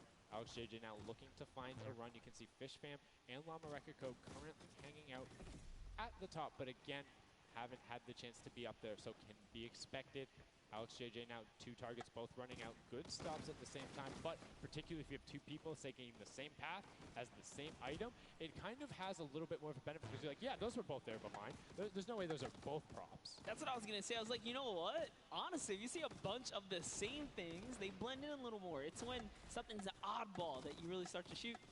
So maybe it is a good idea to time it, right? But there's split spawns, so you don't always consistently. There's different spawn points around the map that have the different exits as you go out, so you can coordinate with a teammate. Or what you can also do is sort of bait somebody else to do it, right? So you see somebody who's running an archery target, and you're like, okay, I'm just going to grab that too, and then you follow their path. And if they get picked up, oh, well, you look slightly more natural, particularly if you're that much more patient. And you can see Svenos is actually doing that right now with Carnifex, both of them going into the box. Svenos does hit the spring, is hanging out behind the car, and will get the score. That was a great run from him. Yeah, he actually recognized Horazy was not looking down in the right direction, so he took advantage of that. Funky Fighter let his guard down for just a second there. He did manage to sneak on through, so that was the big point there in the final seconds as this round is now coming to a close there. Next round is going to begin. We're going to switch up the guards. Take another look. And no dancing, just props and shots going out from the guards. Round 3 kicking off in the final match of set 2 at the Creative Finals. Who will be able to take that second silver llama? And right now, you see Bensor is going in for the 10-point prop right away. Kutu does get the Mimic, but then opts to go for a different route as players are starting to feel a little bit of the pressure here. You can tell they need to score points. It's the first time we're starting to see some gnomes out there and another teddy bear on the run. That's right. Kantaka representing here. He's putting himself straight behind every object that he can. I love that they're using the smaller objects. It's so much easier to score with those. When you bring those big ones out, it really is hard. He actually put himself inside the truck. You see that? He's following Kuta so close here. Just got to use him as bait, really. As you get behind him, he's safe. Yep, because they don't think they're going to fire twice in there. That's the benefit of it. But right away, you see Kaz, Taco, Chappie. Great little run there from the Little Whip Warriors. That's going to push them back into contention. There's 65 points currently, but a dumpster going in from Hand of Blood. There's another 10 points for Llama Record, though, pushing them up to 90. And they were the winners of that first match. So if they can hold on, they know they'll be the guards in the final round. They need to build up as much of a lead as possible here. Carraro actually has 15 eliminations, so he had a super successful guard round. But the Chicken Champions need to get picked up here. They need these points. And there it is. He's doing a lot of work for his team, showing that, hey, I can push us up here too. Just gonna go ahead and take that 5-pointer, throw him right over the Fish Fam now. And they're in the top 3 running. That was a great run from him. Corner peek the entire time, made sure nobody was looking for him. Like, he was barely threatened, but right now, Bensor coming through. The Chicken Champions, can they overtake in the last minute? That's 10 more points. That is going to go through for them, and starts pushing up. Llama Record needs to get in some runs. The Chicken Champions will not be on the defense with them for the last one, so they're pushing it through. Right now, it is the Sunshine Soldiers and the Fish Fam up there, so they're doing their best to delay everyone. X-Sandy gets picked off by Tyler, and now Carnifex is chilling in the back on that rusted out car. Hand of Blood just barely avoids the shot. Oh, saw the hitbox going through there. The Tracers finding a way through the window, but not enough as Tracius gets in. 2 more 10-point props also going over, and we're seeing, I think, a little bit closer of a score here, minus the fact that the Chicken Champions haven't shot yet. Yeah, this is pretty rough. Neither have the Llama Company. The Llamas have not shot, went into the guard tower at all. You can tell because when we go to their POVs, they don't have any elims, so they have not taken a run yet. Yes, excuse me, I misspoke that, meaning the Chicken Champions had already shot. Oh, the fact that they're already so they're doing great. Llama needs to press on it. The only team who really has a definitive lead right now is the Chicken Champions. Effectively, they're up 30 points on the rest of the field because Cuddle Team and Llama Record Code both have to shoot next round. Oh boy, so if they can't secure a big lead here in the last couple of seconds, if something can't get processed, oh, the poor burger at the very end. Burger did not get processed. We like it, never frozen there. Brilliantly done. Doesn't find it. Great work from coming out, and Carnifex doing a great job. Round 4 will begin. It's going to be the last match, and we're going to see what the line is going to be. Who is up in the tower? Who will be able to defend?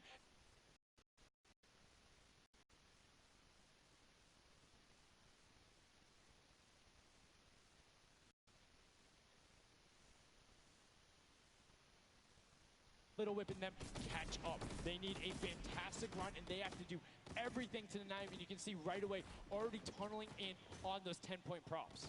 Yeah, the Cuddle crew cannot earn points. The Chicken Champions already have the lead. They just kind of continue to press on here. Llama records are up at their run, but it still matters. There's so much on the line for depending on each game, right? Each game is worth so much. You still want to hold your placement regardless of what. This is still a fantastic game for all the teams in the top 3 right now. And I mean, we saw the Ravens come up huge in their last match, pushing all the way from 7th into 3rd because of clutch last-minute decision-making. Right now, Little Whips are trying to do everything they can to catch up with the Chicken Champions and not deny them. Ninja still sticking with the water heater runs, trying to get as many of those in, but the Chicken Champions are still stretching out their lead. They have a 25-point lead, which means the Little Whip Warriors have to either start fast running with the 5-point props or switch to 10-point props. They cannot catch them doing a patient 5-point strategy right now. They won't have enough time with how good the Chicken Champions have been. They have been the prop masters so far. Yes, they have. They were doing so good, and oh no, Ninja hits a huge spike there. He's trying to dodge, and he's so close to making it through. It's very, very close. Here comes a 10-pointer from Taldock, sneaks it right in. That's great for the Little Whip Warriors. That's actually going to throw them over the Llama Record Company right there. Cuddle Crew actually is somehow up. Look, the Little Whip Warriors actually went to 2nd place now. They're so close to overthrowing the Chicken Champions as well. It's going to come down to the last final moments. Can the Little Whip Warriors get the runs they need to? You can see Kaz is taking the corner route, trying to find whatever he can, and he's doing it very well so far. Avoiding the jump pads there. Pretty sure Ninja called those ones out on the run since he hit them on the last time. You can see they're only 20 points down. They're all on 5-point props right now. They will be able to do it, but all of a sudden, Fish Fam is right there as well. They're only 25 points out. Here comes a rotation of prop. 5 points will be coming across for the Little Whips. Fish Fam also getting it, but Cuddle Crew does finally get pushed up there. Brilliantly done. 15 points now separates them, but Ryan gets one in for the Tender Defenders, pushing it back up to 25 with only 30 seconds remaining. Rubius knows if he can get this water heater in, if he can be safe. Oh, apologies, hidden so well. He was the statue going on there. And as you can see, hits the jump pad, stays on the corner, will get it in. That's going to push them 30 points clear. But as I say that, Fish Fam catches right back up. 19 seconds left, Monster, in the final match of set 2 on Junkyard Juke. Can the last-minute scores come through? 25 points. They need a run of 10s. Kaz got in. The box is coming just behind. Fish Fam gets picked up. The Chicken Champions have done enough to round out the final match. Brilliantly done in match 2. Repeat in match 3. They are the Chicken Champions. Excellently done, and they defended their crown. That's right, and you have to give props to everyone else that managed to kind of hold a top 3 lead, especially right there in those final moments. Little Whip Warriors, the Fish Fans really coming up at the end there, you know, bumping up their prize earnings, because every round, everyone's a winner, but you can earn just a little more. You can win a little bit more. Yeah, it was just brilliantly done there. And these are actually the creators who helped with this. Brilliantly done from them. Some fantastic gentlemen. Thank you guys all so much for your help in making this mode come to life. Some fine gentlemen up there. The creative builders were at that game jam out there, spent hours and hours, and it really blows my mind to see what they're able to do in this creative mode. Because, like, I'll go in, I'll play some stuff. Yeah, I think I'm pretty good. And they're like, oh, yeah, after 20 minutes, I have this full game mode. Here's how the scoring works. Here's the barriers. I'm like, and that's the magic of creative, right? These unlimited possibilities, really, when it comes down to coming up with these game modes. We've seen tons of fun ones obviously develop, not only for, you know, the creative kind of fun side of the community, but the comp side as well, right? There's plenty of great game modes out there. Yeah, shout out to all the guys out there playing Storm Wars. We know you guys enjoy it, but that was a fantastic way to close out set number 2. And honestly, I enjoyed Junkyard Juke. It was fun to see kind of the definitive playstyles come out. Patience ended up being key, but players started finding the diagonal runs, knowing that, like, hey, I'm going to stick with the statue because this is my comfort, or like, I know on this run I can be blocked by this tree and this dumpster, and I only show myself once. But again, brilliant from the Fish Fam and Little Whip Warriors to push up and pass those guys in the last moments, pushing them into the top 4 and earning just a little bit more of that prize money. That's right, because they want it all here at the Fortnite Creative Finals, and it's going down. So, you know, you love to see it. We've seen a series of, you know, I guess different people succeeding, right? And all of these, the Chicken Champions really kind of came out. Well, that's what, again, I love about all of this and about creative. There's so many different skills that Fortnite isn't all about one individual thing. You see these guys, and what they're doing is incredibly well. Able to execute the game plan, talk with their teammates, come up with something new, and the Chicken Champions elevated. They were clearly better than the rest at Junkyard Juke, but the question is, will that continue when we get into the Golden Games? Right now, we're going to get a chance to speak with the Chicken Champions, who's up top with Pooks. Pooks, what do you got for us? Thank you so much, Sundown. I am down here with the Chicken Champions, who surprisingly didn't fly the coop. They put on an absolute clinic today in the creative trials. I'm here with Rubius. Now, you guys won the last game as well, so 2 in a row. You guys had a pretty great strategy. Do you want to kind of talk me through that a little bit? Oh, what can I say? It's the power of Norway, the power of Spain, and the power of Detroit. Like, we're crushing it, and we're a chicken, so we're good at hiding. Like, we're not good at shooting and stuff, but at hiding, we're the best. The best strategy, I think, is, well, let him take the big stuff, and we are like the supports. Like, we take the small stuff, the 5 points and stuff like that, and the trick is, don't tell them anybody, but the trick is to go in the corners. Like, no one is watching the corners. It's insane. So no one is watching the corners. I hope all of your competitors did not hear you just say that. Now, he said that you were in charge of taking the big items. Does that put a little bit more pressure on you? No, it's good. It works good, so. So you guys have a ton of confidence now. You have won 2 games in a row. I'm so excited to see how you all perform in the rest of the day. Going into these next games, do you have anything you're going to change, or are you going to keep things the same? We're just going to keep things the same, stay consistent, keep a level ahead, play slow. That's really it. So. And finally, just for you there on the end, I just want to talk a little bit about, you touched on the diversity of this group. Yeah. Now, I know you guys have really not played together much before. What has that been like, coming together, playing here with your teammates from all over the world? It's amazing. I share these moments with my team, and the next mode, it's amazing. And bueno, this parkour, I think my team is very good in parkour, and I win. We win. You guys are so confident. I love it. Hopefully that carries on into your next games. Congratulations again, guys. Thank you so much. Sundown, back to you. Can I send some love to Twitch chat? Oh, Let's go. Twitch chat. Twitch chat. There we go. It's everywhere, man. Thanks for the plug out there, El Rubius. Fantastically well done. Love to everyone all over, no matter where you're watching, whether it's Fortnite.com/watch, on Twitch, on YouTube, in client, you're loading up all that stuff. Thank you guys so much for all of this and being here. Set 2 is done. It's wrapped up. But, I mean, we saw a big shift in the gameplay. We saw a lot of different changes going on, and it's going to be interesting to see what ends up converting into the Golden Games when we see a little bit of a remix on it. Not going to spoil any surprises. I know, it's fine. But I'm just curious to see who is able to then take their gameplay and enact it when you get to think on it. Because you get to then process and be like, okay, we were this close. We were right there. If we had maybe like a little bit more aggressive, or like maybe if we were a little bit better on defending, or maybe one person picked a different lane, the result could have been different. And these guys have been so good at adapting to the circumstances that I have no doubt that the Chicken Champions aren't just going to comfortably sit on top. Yeah, not only that, they gave away some strategies, so we'll see if Bala outside can, you know, kind of break that down and see if he can give us a little more insight on everything. Thank you so much, guys. The action is heating up. It's also heating up outside. Trying to cool off a little bit here at the Fan Festival, but awesome games of Junkyard Juke, and Chicken Champion seems to be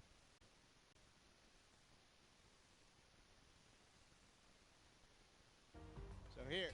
First off, just having a good time in the front, and also maybe also flexing a little bit their trophy that they may have just secured in terms of a llama. We'll find out that later. But their strategy the entire time, they said it before in the last game, they're just trying to go for the high points. They're just trying to score these, at least getting not those 2 points that Monster was advocating for, but go for the statues, go for the boilers. all those things that net you tons of points, and that's how they came out to a lead. Here it is again, them just cheering on. We have the reactions from the Chicken Champions on their win as well. Nice trophy lifts. Maybe they'll be doing that later on here. The statue using that to get above the opponent's vision, their field of view, so that they can't see, they can't hit their shots, and the reactions of the win. Just bliss as they win their second game there on Junkyard Juke. Absolutely amazing stuff, guys. I can't wait to see who's going to earn that and who's going to continue on towards their path to the Creative World Cup champions. Thank you so much, Bala, for that in-depth analysis. Now, I know you guys want to see the standings. We want to see them as well. Unfortunately, there was a slight little hiccup. We want to make sure everything is right because this is a huge moment for all of these guys up on that stage. So while we sort that out, we're going to go to a quick break. And when we come back, we will have the standings after set 2 and then move into set 3, which is the world premiere, never before seen world run. So if you need to go do anything, go do it now. Take your bio breaks, take care of everything you need, and then we will be right back.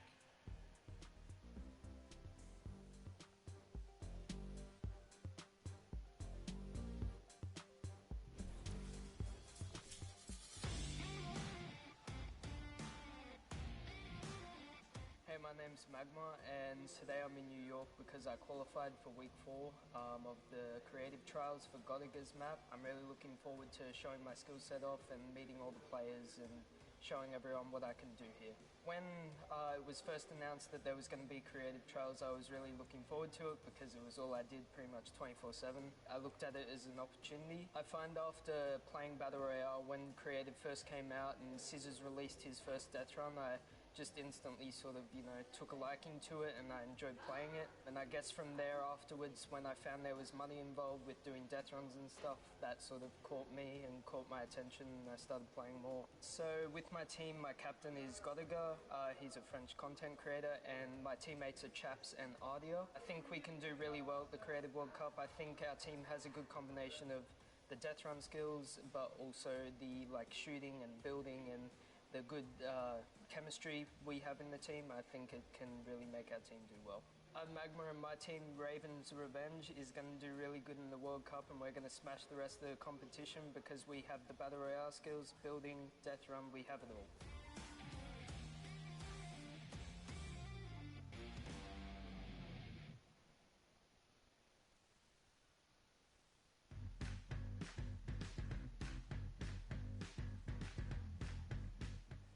I'm here in the production pit. I am in engineering row right now. I am joined by my friend Peyton, and he does the robotics. Let's talk a little bit about that. What do you do specifically here?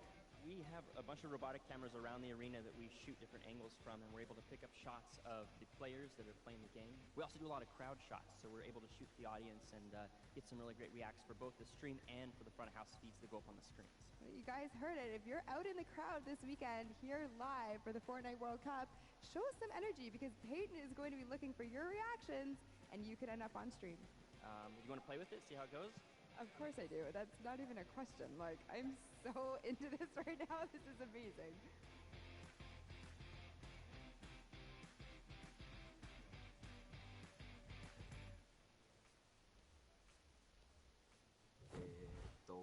I'm Scarlett. I've come from Japan.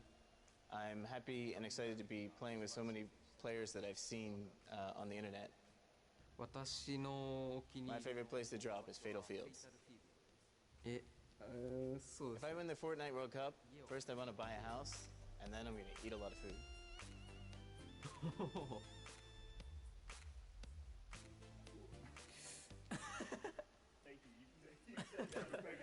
So heavy. World Cup 本戦 I'm definitely going to win the Fortnite World Cup, so keep cheering for me.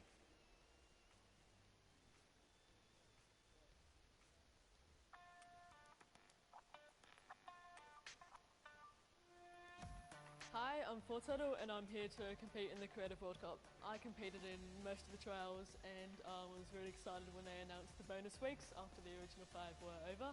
And I competed in the Jadith 100 level map and I had to speedrun 100 levels, which was good. I really enjoy like all the different styles of maps and death runs that there are, and I really enjoy speedrunning them and trying to get as good as time as I can. The moment I found out that I qualified, it was just insane, and I wasn't sure if I was going to before that, and it was just crazy that and the Sunshine Soldiers are going to win because we have 2 captains, so we're twice as good. What is going on? We're getting some good practice here for the Fortnite World Cup Creative Finals happening very, very soon. A lot of first thoughts, first looks at the Sky Station Showdown, which is an incredible map. It was a great map. I mean, it mixes a huge new element into the game. You know, you got to protect the person with a sword, capture the objective, but my team, great teamwork, and, you know, we kind of pulled through at the end there. It was awesome. 1,000%. You know, so being able to kind of get your hands on the map, you know, before obviously the big moment. Practicing, it's nice. It's huge. It's huge. And so, like you said a second ago, this is a brand new way of viewing Fortnite and playing Fortnite, which is incredible. Exactly. It's super exciting. See what people come up with, and then also turning it into a competitive aspect and put it in the game and make this tournament. So.